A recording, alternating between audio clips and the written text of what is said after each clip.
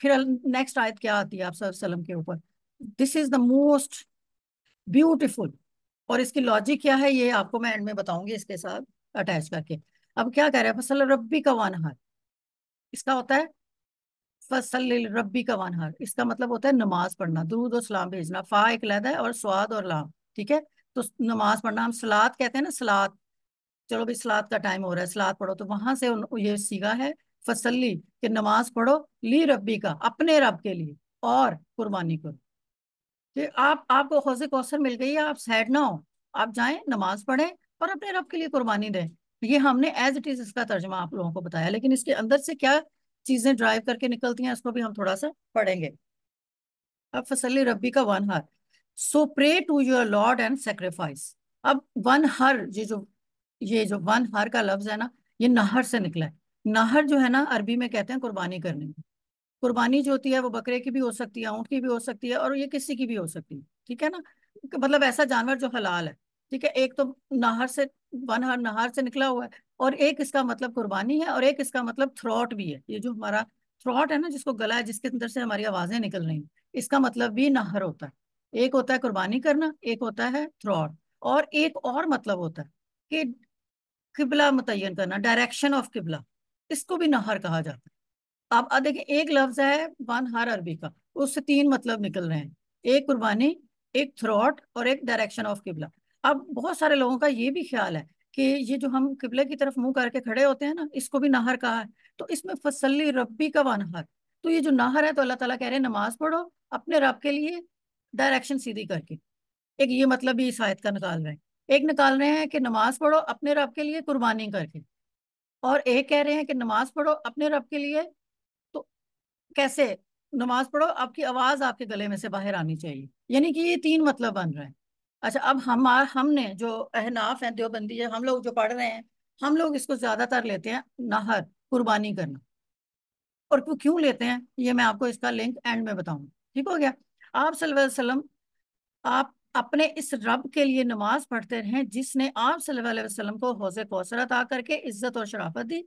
اس آیت کی تفسیر کی نماز سے نماز عید بھی مراد لی جا سکتی ہے. تو میں نے آپ کو بولا نا کہ یہاں تو آپ اس کو نماز عید بھی لے سکتے ہیں، یہاں اس کو آپ تھروٹ بھی لے سکتے ہیں، یہاں آپ اس کو نہر بھی لے سکتے ہیں. تین مطلب آ رہے ہیں. اب یہ تینوں جو چیزیں ہیں نا، ہر اسکول آف تھاٹ جو ہے اس نے ان پہ ڈسکشن کی ہے. تو ہمیں جو زیادہ لگا کہ نہیں، ہمارے لیے اپروپریٹ نہر ہے، قربانی کرنا. کہ اللہ تعالیٰ نے کہا ہے کہ نماز پڑھو اپنے رب کے لیے اور قربانی دو. اور وہ قربانی اور نماز ہم نے کیوں کہی ہے، یہ میں آپ کو، اس کو ہولڈ کریے گا، میں آگے آپ کو اس کا لفظ بتاتی ہوں. اب یہ جو ہے نا، یہ قربانی آپ صلی اللہ علیہ وسلم کو حوض کوثر عطا کر کے عزت دی تاکہ بتوں کے پجاری ذلیل ہوں، بتوں کے نام پر ذبح کرنے والے مخالفت کرتے ہوئے اپنے رب کے نام اور اس کے نام پر قربانی کریں. کہ جو اس زمانے میں جو کفار تھے، مشرکین تھے نا، وہ جو انہوں نے بت بنا کے رکھے ہوتے تھے نا، جو قربانی کرتے تھے نا، وہ اس بت کے نام پہ فکس کر دیتے تھے کہ یہ جو ہے نا فلانے بت کے لیے قربانی ہے آج، یہ اس بت کے لیے، اس بت کے لیے. تو اللہ کے نام پہ کوئی نہیں کرتا تھا. تو اللہ تعالیٰ نے اس آیت میں کیا کہا ہے؟ فصل ربی کا وانحر، نماز پڑھو اور اپنے رب کے لیے قربانی کرو. تو اللہ تعالیٰ نے کہا کہ اپنے رب کے لیے قربانی کرو، یہ مت کرو کہ آپ کسی کے نام کی قربانی کر رہے. نام جو ہوتا ہے نا، وہ اس میں اتنا فکس نہیں ہوتا ہے کہ ہمارے اس کے نام کی، اس کے نام کی. اگر کسی کے گھر میں قربانی ہو رہی ہے، اب اس گھر میں 10 افراد ہیں، بکرا ایک ہے، اب سارے کہہ رہے ہیں امی اپنے نام کے کر لیں، ابو اپنے نام کے کر لیں، فلاں اپنے نام. ایسا نہیں ہوتا. وہ قربانی پورے گھر کی طرف سے ہوتی ہے،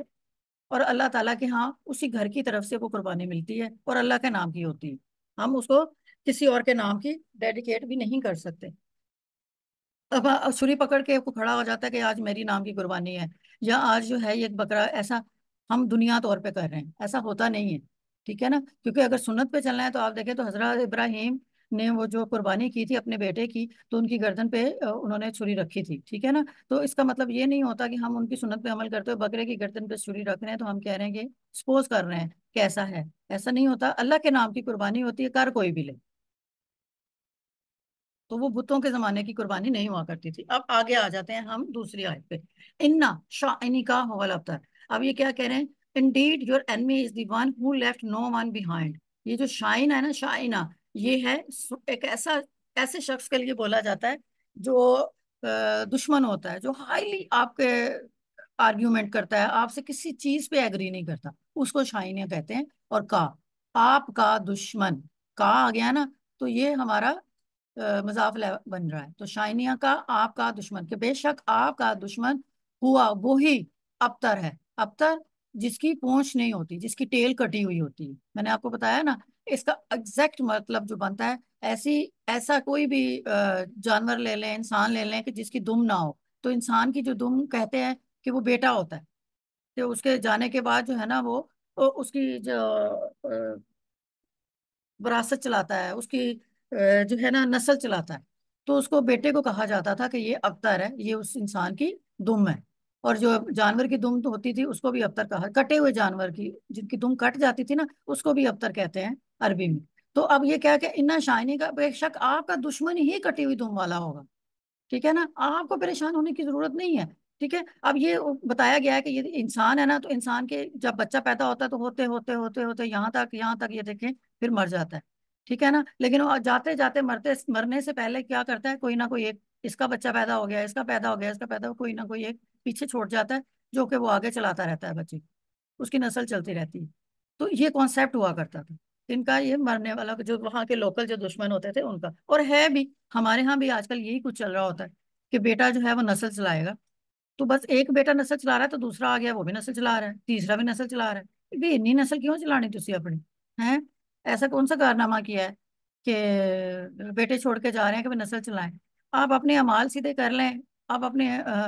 کرتوت سیدھے کر لیں، تو پھر بیٹوں کی ضرورت ہی نہیں ہے، آپ کا نام ویسے ہی دنیا میں رہ جاتا ہے، اچھے کام کر جائیں لوگ آپ کو ویسے ہی یاد رکھیں گے، اور وہ کتنا رکھ لیں گے، 1 سال 2 سال 3 سال، بیٹے تک بھول جاتے ہیں آپ کو۔ آج کل تو بیٹے بھی قبر میں جا کے نا باپ کو ڈال کے ہاتھ جھاڑ کے آتے ہیں، چلو شکر ہے یہ تو گیا، اب ہمیں جائیداد مل جائے گی، اب ہمیں اس کے پیسے مل جائیں گے، اب اس کی گاڑی میں لے لوں گا، اس کا گھر میں لے لوں گا، وہ تو خوش ہوتے ہیں ابا جی گئے، اور ہم انہیں بیٹوں کی بیٹھ کے دعائیں بھی مانگ رہے ہوتے ہیں۔ بیٹے اچھے بھی ہوتے ہیں، لیکن اچھے ہونے کا مطلب یہ نہیں ہے کہ ان کو ان کی اپنی زندگی نہیں ہوتی، ان کی بھی زندگی ہوتی ہے، اور ایک ٹائم آتا ہے ماں باپ ان کے لیے بھی بوجھ بن جاتے ہیں۔ تو اس لیے جو نا آپ اپنے جو بھی آپ نے کرنا ہے، اپنے اعمال کو اپنے سیدھا کریں، اپنی اولاد کے لیے اپنے اعمال مت خراب کریں، اللہ تعالیٰ سے اس چیز کی دعا مانگے کہ اللہ تعالیٰ ہمیں ایسا کام کرنے کی توفیق دے کہ ہم جب دنیا سے چلے جائیں نا، تو وہ جو کام ہم نے کیا وہ صدقہ جاریہ کے طور پہ ہمارے لیے رہے۔ اولاد کہاں صدقہ جاریہ رہتی ہے، اولاد دفنا کے آتی ہے، 40 دن تک بھی کوئی قبر پہ نہیں جاتا، اور قبر آہستہ آہستہ مٹ جاتی ہے، تو جب آپ کی قبر کو نہیں کسی نے برقرار رکھا تو آپ کے نام کو کہاں سے برقرار رکھیں گے؟ اللہ تعالیٰ نے یہ والی جو آیت ہے، یہ والی صورت جب دی نا، تو اللہ تعالیٰ نے ان کفار کا رد فرمایا، اور اس آیت میں ارشاد فرمایا کہ اے حبیب اللہ صلی اللہ علیہ وسلم، بے شک تمہارا دشمن ہی ہر بھلائی سے محروم ہے، نہ کہ آپ، کیونکہ آپ کا سلسلہ تو قیامت تک جاری رہے گا، آپ کی اولاد میں بھی بہت کثرت ہوگی، اور آپ کی پیروی کرنے والوں سے بھی دنیا بھر جائے گی، آپ کا ذکر ممبروں پر بلند ہوگا، قیامت تک پیدا ہونے والے عالم اور واعظ اللہ تعالیٰ کے ذکر کے ساتھ آپ کا ذکر کرتے رہیں گے۔ بتائیں، 1400 سال ہو گئے آپ صلی اللہ علیہ وسلم کو دنیا میں گئے، ہم پاکستان کے ایک چھوٹے سے شہر میں بیٹھ کے، ایک چھوٹے سے کمرے میں بیٹھ کے آج بھی اللہ تعالیٰ اور نبی کا ذکر کر رہے ہیں، آج بھی ان کی بھلائی کے لیے دعائیں مانگ رہے ہیں، آج بھی ان کا پیار اپنے دل میں محسوس کر رہے ہیں۔ تو اور آپ بتائیں کہ 1400 سال پہلے کو ایک انسان جس کے 2 4 6 10 بیٹے پیدا ہوئے ہوں، کیا وہ اب تک اس کو یاد بھی ہوگا؟ ایون اس کی اپنی اولاد کو بھی یاد نہیں ہونا، جو اگر کوئی بچی کچی آج بچی بھی ہوگی، وہ بھی کہیں وہ ڈھونڈتے ہوں گے کہ ہم کہاں سے جا کے کہاں سے مل رہے ہیں، جبکہ ہمارے نبی کا نام آج تک زندہ ہے، اور ہر نبی سے ریلیٹڈ جو لوگ صحابی ہیں وہ تک زندہ ہیں، ان سے ریلیٹڈ لوگوں کو اتنی ان کی برکت ملی ہے کہ ان کا نام بھی لیا جا رہا ہے۔ تو بیٹے جو ہیں یہ آپ دماغ سے نکال دیں کہ یہ آپ کی نسل چلاتے ہیں، آپ نے جو کچھ کرنا ہے، جو بویا ہے وہ آپ نے خود ہی کاٹنا ہے، اس لیے بچوں کو اس حد تک ٹرین کریں کہ جتنا اللہ تعالیٰ نے آپ کے اوپر فرض کر دیا ہے کہ ایک اچھا مسلمان تیار کر دو، کیونکہ ہمارا فرض ہے، ایک مسلمان بچے کو ہم نے پیدا کیا ہے، اللہ تعالیٰ نے ہمیں وہ دیا ہے، اب ہم نے اس کی تربیت ایسے کرنی ہے کہ وہ ایک اور نیا اچھا مسلمان بن کے پیدا ہو، کیونکہ وہ اچھے کام کرے گا تو ہمارے لیے صدقہ جاری ہے، وہ برے کام کرے گا ہمارے لیے گناہ میں اضافہ کرے گا ہمارے۔ کہتے ہیں کہ جب دنیا سے لوگ چلے جاتے ہیں نا، تو وہ ہم تو ان کو نہیں دیکھ سکتے لیکن وہ ہمیں دیکھتے ہیں، تو وہ اللہ آسمان سے نیچے دیکھتے ہیں کہ میرے اولاد میرے لیے کیا کر رہی ہے، میرے بیٹا میرے لیے، میری بیٹی میرے لیے کیا کر رہی ہے، اگر تو وہ کوئی اچھا ذکر کر رہے ہوں گے، اچھا کام کر رہے ہوں گے، اچھی دعائیں کر رہے ہوں گے، نیک راستے پہ جا رہے ہوں گے، تو ماں باپ خوش ہو جاتے ہیں اور وہ اللہ تعالیٰ سے کہتے ہیں کہ یہ دیکھیں آپ نے ہمیں جس رسپانسبلٹی کا بتایا تھا وہ ہم پوری کر کے آئے ہیں، آج میرا بیٹا بیٹی میرے لیے دعا کر رہے ہیں، آج میرا بیٹا بیٹی مجھے یاد کر رہے ہیں، تو اس کا مطلب ہے کہ میں نے اچھے کام کیے ہیں، تو وہ میرے لیے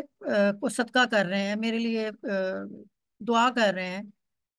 آن بہاف آف، ہم حج عمرہ بھی کر سکتے ہیں، کوئی اچھا کام کر سکتے ہیں اپنے والدین کے لیے۔ اور بہت سارے لوگ ہیں جو اپنے والدین کے نام پہ فاؤنڈیشنز بنا دیتے ہیں، کوئی نہ کوئی یتیم خانہ کھول دیتے ہیں، کوئی دعا خانہ کھول دیتے ہیں، کچھ بھی کر دیتے ہیں، تو وہ صدقہ ہوتا ہے اپنے ماں باپ کے لیے جو کر رہے ہوتے ہیں۔ لیکن وہ کون کرے گا؟ وہ وہی بچے کریں گے نا جن کو پتا ہوگا کہ ہمارے ماں باپ اچھے لوگ تھے، اچھے انسان تھے، اور انہوں نے مجھے بھی ایک اچھا انسان بنا کے دنیا میں چھوڑا ہے۔ لیکن ماں باپ ہی اگر حق حلال میں ڈفرنس نہیں کرتے ہوں گے، حرام کو حق حلال سمجھتے ہوں گے اور حلال کو حرام سمجھ کے کھاتے ہوں گے، اور غلط طریقے سے پیسے کماتے ہوں گے، اور جب ان سے پوچھا جاتا ہے تو کہا جاتا ہے اللہ تعالیٰ نے تو ہماری قسمت میں ایسے ہی لکھ دیا تھا، ہمیں تو حرام طریقے سے ہی پیسے آنے تھے۔ تو یہ تو وہ والی تسلیاں ہیں نا جو ہم اپنے آپ کو دے رہے ہوتے ہیں۔ ادروائز اگر ہم دیکھا جائے تو اللہ نے ہمیں بتا دیا کہ یہ سیدھا راستہ ہے، یہ غلط ہے، یہ صحیح ہے اور یہ غلط ہے، اب اٹس اپ ٹو یو، آپ نے کس پہ چلنا ہے۔ تو اب ہمیں اللہ تعالیٰ نے عقل دے دی، سمجھ دے دی، سائنس دے دی، اور اس کے باوجود ہم غلط راستے پہ چلتے ہوئے اپنے آپ کو یہ تسلی دے رہے ہوں کہ نہیں اللہ تعالیٰ نے تو مجھے دینا ہی ایسے تھا رزق، تو پھر ماتم کیا جا سکتا ہے عقل پہ، اور تو کچھ نہیں کیا جا سکتا۔ تو اس لیے اولاد جو ہوتی ہے وہ اس صورت سے ہمیں یہ بھی چیز ہمیں نکلتی ہے کہ اولاد جو ہوتی ہے وہ اللہ تعالیٰ نے ہمیں بڑے پرپز کے لیے دی ہوتی ہے۔ بڑا پرپز کیا ہوتا ہے کہ جب کسی مسلمان کے ہاں بچہ پیدا ہوتا ہے تو وہ بھی مسلمان ہوتا ہے، تو آپ کی وجہ سے ایک مسلمان دنیا میں آیا ہے۔ اب آپ کے اوپر کہ وہ لڑکی ہے یا لڑکا ہے، آپ کے اوپر ہے کہ آپ اس کی تربیت کیسے کرتے ہیں، آپ ایک اس کو اچھا مسلمان بناتے ہیں یا ایک اچھا دنیا میں رہنے والا انسان بناتے ہیں۔ جو دنیا میں رہنے والا انسان ہوگا نا تو وہ پھر مٹیریلسٹک ہی ہوگا، پھر اس کو پیسہ، گھر، گاڑیاں، انہی چیزوں کا لالچ ہوگا، کیونکہ آپ نے اس کی تربیت ہی ایسے کر دی۔ لیکن اگر کوئی بچہ، آپ دنیا کے ساتھ ساتھ آپ اس کو دین کا بھی علم دیں گے، اس کو بتائیں گے کہ اس کی کتنی اہمیت ہے اور یہ کتنی زندگی میں امپورٹنٹ رول ادا کرتا ہے، تو آپ کے جانے کے بعد جو آپ کو ثواب ہوگا، تو جو ٹریننگ آپ نے دنیا کی ہوگی نا اس کو کچھ آپ کو نہیں اس کا ملنا، دنیاوی کی ہوگی نا تو وہ کچھ اچھے کام کرے گا، نہ صرف وہ اچھا انسان رہے گا بلکہ اس کا ثواب آپ کو بھی حاصل ہو۔ اس لیے اپنے بچوں کی نماز پہ، روزوں پہ، اور ان کی تربیت اسلامی طریقے سے کرنے کے لیے ضرور ضرور اس کو انسسٹ کریں، ان کو نماز کا یقین کریں کہ وہ نماز پڑھ رہے ہیں یا نہیں پڑھ رہے، وہ روزہ رکھ رہے ہیں یا نہیں رکھ رہے، ماں باپ کے ساتھ وہ عزت سے پیش آ رہے ہیں یا نہیں آ رہے، ماں باپ کے ساتھ آواز اونچی کر رہے ہیں یا نہیں کر رہے، ان کو فوراً اسی ٹائم بتائیں کہ یہ کام اس کا غلط تھا جو اس نے کیا۔ لیکن ہم لوگ چپ کر جاتے ہیں، میرا بچہ یا میری بیٹی یا میرا بیٹا مجھ سے ناراض نہ ہو جائے، وہ غصہ ہو جائے گا، اس کا موڈ خراب ہو جائے گا، وہ کمرے میں چلا جائے گا، وہ مجھ سے بات نہیں کرے گا، تو پھر میں تو پھر اچھی ماں نہیں بنوں گی۔ وہ جو باپ ہے وہ تو اچھا ہو گیا، اس نے جا کے اس کو منا لیا، اس کو کہا کہ چلو چھوڑو، ماں جو کہہ رہی ہے اس پہ دھیان نہ دو، یہ لو تھوڑے سے پیسے لو اور جو دل کرتا ہے وہ کرو۔ تو باپ نے کیا کیا؟ نہ صرف ماں کو ڈیگریڈ کیا بلکہ اللہ تعالیٰ کے حکم کو بھی پیچھے چھوڑ دیا۔ تو یہ پرواہ نہ کریں کہ اولاد آپ سے کتنا ناراض ہوتی ہے، اپنا حق ادا کریں، یہ اولاد آپ کی قبر تک ہے، اس کے بعد نہیں ہے، وہاں پہ آپ نے ہونا ہے، تو وہاں پہ آپ کو اپنے لیے کیسے سٹینڈ لینے ہیں، یہ جو اعمال ہیں یہی ہمارے لیے ہوں گے۔ وہاں پہ کبھی بھی آپ کو جو ہے نا نہیں ملے گا کہ نہیں میرا بیٹا کہہ رہا ہے یا میری بیٹی کہہ رہی ہے کہ ہماری ماما کو یہ والی جو گناہ ہے نا ماما کا، یہ مجھے دے دیں اور میری اچھائی ماما کو دے دیں، نہیں۔ آپ کو پتہ ہے نا قیامت کے دن تو اولاد نے بھی پہچاننے سے انکار کر دینا، وہ بھی پہچاننے سے انکار کر دے گی کہ یہ کون ہے، یہ تو میری ماں نہیں ہے، میرے تو اپنے اعمال میرے ہاتھ میں ہیں۔ ہمارے ایک جاننے والے ہیں ادھر، تو ان کے چار بیٹے، ٹھیک ہے، چار بیٹے پیدا ہوئے، بڑے خوش اور یہ اور وہ، بڑا مطلب فیملی فرینڈ کہہ لیں تو پچھلے کو 20-30 سال سے ہم لوگوں کو جانتے ہیں۔ تو انہوں نے اپنے چاروں کے چاروں بیٹوں کو بس اس حد تک مسلمان رکھا کہ وہ کلمہ پڑھ لیتے تھے، حلال کھا لیتے تھے، ذبح کیا ہوا کھا لیتے تھے، ٹھیک ہے، اور لیکن انہوں نے پورا اس کو دینی تعلیم، اچھے اچھے انگریزی اسکولوں میں پڑھایا، اور وہ اسکالرشپ یہ اسکالرشپ سارا ملا کے ان کو، کسی کوئی امریکہ تو کوئی ہالینڈ تو کوئی پتہ نہیں کہاں کہاں پہنچ کے بڑے بڑے عہدوں پہ لگ گئے چاروں بیٹے۔ ان کے گھر جاؤ نا، اتنی خاموشی ہوتی ہے، دونوں بوڑھے میاں بیوی سائڈ پہ بیٹھے ہوتے ہیں، اور ان سے پوچھا جائے کہ وہ چار بیٹے کہاں ہیں، ان کے پاس ٹائم نہیں ہے، وہ مدرس ڈے آتا ہے نا اس پہ ان کو کارڈ آ جاتے ہیں، کیونکہ انہوں نے دین نہیں سکھایا نا اپنے بیٹوں کو۔